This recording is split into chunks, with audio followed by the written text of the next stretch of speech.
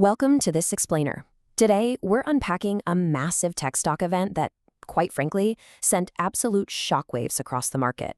But we aren't just going to stop at the numbers. No, we're peeling back the layers to reveal the underlying catalysts, the market psychology, and oh yeah, the whispers of an unprecedented corporate merger. It's an absolutely fascinating look at how short-term panic can totally obscure long-term vision. Okay, let's dive into this agenda. We're going to see how we move from a single-day market crash all the way out to a 20-year futuristic valuation. First, the tech stock bloodbath. Then, the AI spending freakout. Next up, traders versus investors, followed by the Tesla-SpaceX merger rumor. And finally, valuing the future. Section 1. The tech stock bloodbath. To understand the meta-narrative here, we really have to look at the massive market-wide tech sell-off that kicked this all off. Giants like NVIDIA, Apple, and Google, sure, they took hits, and this brilliantly illustrates how Tesla suffered a nearly 15% drop, shedding over $50 in a single day down into the low 300s. I mean, that is a staggering collapse. To actually make sense of this, you've got to understand Tesla's historical behavior. The source points out that Tesla basically acts as a giant amplifier of broader market trends. When the overall market is down a bit, Tesla tends to dive even further. But conversely, when the market is up, Tesla often skyrockets higher than average. On this particular day of panic, Tesla was simply doing what it literally always does, amplifying the trend. If you hold this stock, you know to expect exactly this kind of wild volatility. Section 2. The AI spending freakout. Let's peel the onion and see why the market actually reacted this way. So what caused this massive sea of red? Well, according to CNBC, quote, investors are just freaked out by their spending on AI. The immediate panic was driven by huge companies, notably Alphabet and Tesla, just pouring immense, almost unimaginable amounts of cash into artificial intelligence infrastructure. Just think about the sheer scale of the capital expenditure, or CapEx, here. That's the funds these companies are using to acquire, upgrade, and maintain their physical assets. The source argues that for companies with massive safety nets and extreme survivability, aggressively deploying excess cash into AI isn't just an option, it's absolutely essential. In fact, hoarding cash right now instead of buying servers, that's actually a huge red flag. Analyst Dan Ives has this great analogy. He compares this moment to building the AI Vegas Strip back in 1955. And get this, we are only 15% of the way into this build-out. It's an incredibly expensive, totally chaotic arms race, but you know what? You absolutely have to build the casinos right now if you want to win the future. Section 3. Traders versus investors. So the crucial point is contrasting the short-term panic of traders against the long-term perspective of fundamental investors. Traders are sitting there staring at the stopwatch, just freaking out over short-term, quarter-to-quarter hits. But investors are planting the tree. They want these companies to aggressively allocate resources for fundamental long-term growth, completely regardless of how today's balance sheet looks. And for a true investor, this spending makes perfect logical sense. Superintelligence is basically being democratized. The raw capabilities of AI are going completely vertical, reaching superhuman levels in digital tasks, while at the exact same time, the cost to deploy that intelligence is just plunging. The future demand for this affordable digital intelligence is going to be off the charts. Section 4. The Tesla-SpaceX merger rumor. This is where things get really wild.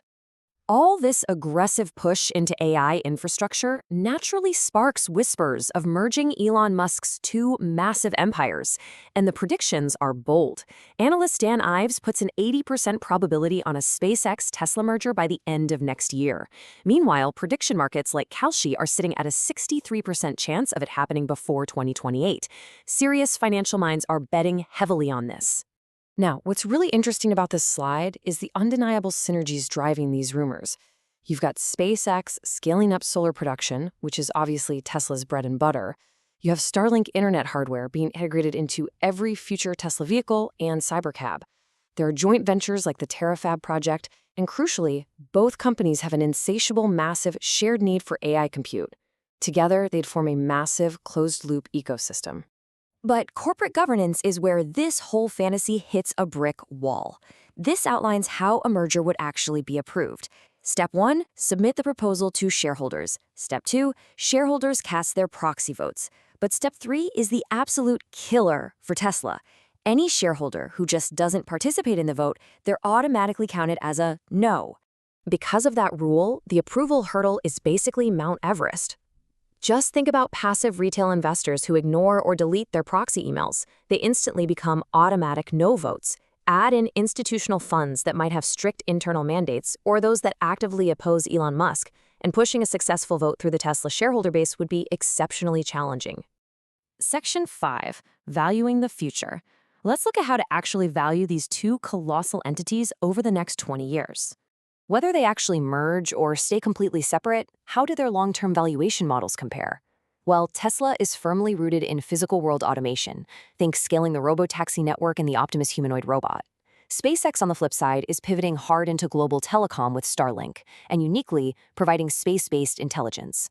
So it's earthbound physical automation going head-to-head with space-based AI compute. But here is the major constraint the source points out with Tesla. Even with its massive potential, if the robotaxi network totally wins, it's trapped under a mathematical ceiling. Its growth is ultimately capped by human demographics, the total population, and the absolute maximum number of miles people can physically travel in a single day. Yes, it's a huge market, but it is physically constrained. Let's move to and see how this builds with SpaceX. Starlink actually has a highly predictable scaling path toward hundreds of millions of subscribers globally, and once that Starship rocket is flying regularly, it's projected to enable a 20 times increase in bandwidth per launch. That creates a massive near-limitless step change in exactly how fast Starlink can scale. When you put them side by side, the contrast is stark. You've got the physical constraints of Tesla's hardware, manufacturing hurdles, real-world regulatory adoption for autonomous driving, physical human limits. Contrast that with SpaceX, which taps into the almost boundless scaling potential of orbital AI compute and global internet. It's perfectly positioned for the near-infinite future demand for intelligence. Which leads to a fascinating conclusion from our source. On a probability-weighted basis, over a 20-year timeline, SpaceX actually has a higher chance of becoming the more valuable company long-term. Its path through global telecom and space-based AI infrastructure is just vastly more predictable than the incredibly complex physical world challenges facing Tesla's Optimus and robotaxi rollout. Which brings us to a provocative question to leave you with today. Over the next 2 decades, does the future hold greater financial value in mastering physical automation right here on Earth, or is it in deploying boundless, scalable intelligence from space? It is quite literally the multi-trillion-dollar question of our era. Thanks for exploring this explainer with me today.